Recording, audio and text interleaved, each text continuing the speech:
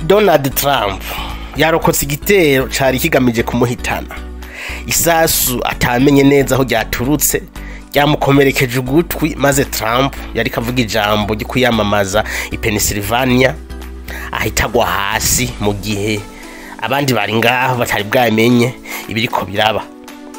Tubibutse ko Donald Trump azohiganwa mu matora ategekanijwe mu kwezi kwa 11 uyu mwaka nyene w'ibihumbi 2024, azohiganwa na Joe Biden akabiriwe president atwara leta zunze ubumwe za Amerika muri kino gihe.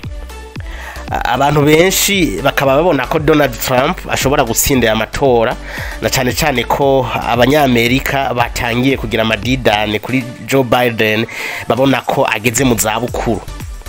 Iki gitero rero cahujije Donald Trump catewe ivyatsi n'abategetsi ba Amerika, uhereye kuri president Joe Biden ubwiwe, Barack Obama nawe nyine yigeze gutwara leta zunze ubumwe za Amerika, n'abandi bategetsi b'iki gihugu bakaba bateye ivyatsi iki gitero, bavuga ati ibi biragatsindwa ntibikabe mu gihugu cacu ca leta zunze ubumwe za Amerika. Uwarashe Donald Trump kugeza isaha ntaramenyekana, ariko inzego z'umutekano zemeje ko nawe yahise yicwa.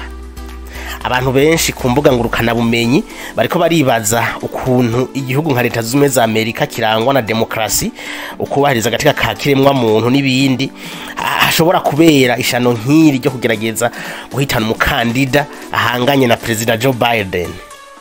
Bibaza bati ibi bishoboka gute mu gihugu gikomeye nka leta zunze ubumwe za Amerika hari umutekano no kubahiriza ivyiyumviro by'abandi bantu. Mwibuke iki gihugu kimaze kubura aba president bagera kuri 4 bishwe barashwe. Amerika rero ikaba yongereye umutekano w'abakuru b'ibihugu inyuma y'iyicwa rya John Fitzgerald Kennedy mu mwaka w'igihumbi kimwe n'amajana 1963.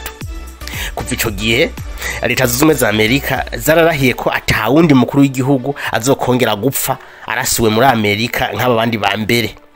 Ariko rero ibyari bigiye kuba kuri Trump byateye amakenga kubijanye n'umutekano w'abategetsi muri iki gihugu, kuko habuza akantu gato cyane ngo isasuri mu mena umutwe.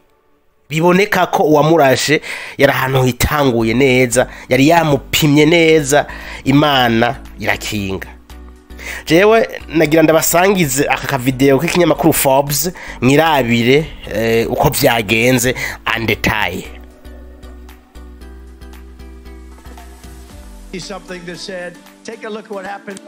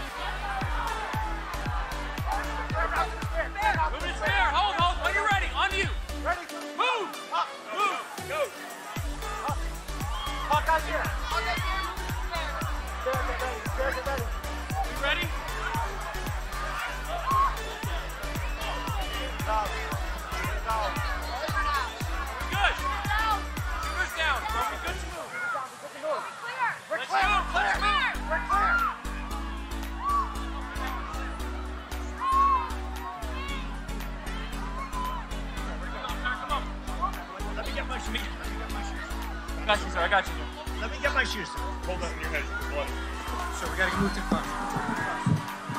Let me get my shoes.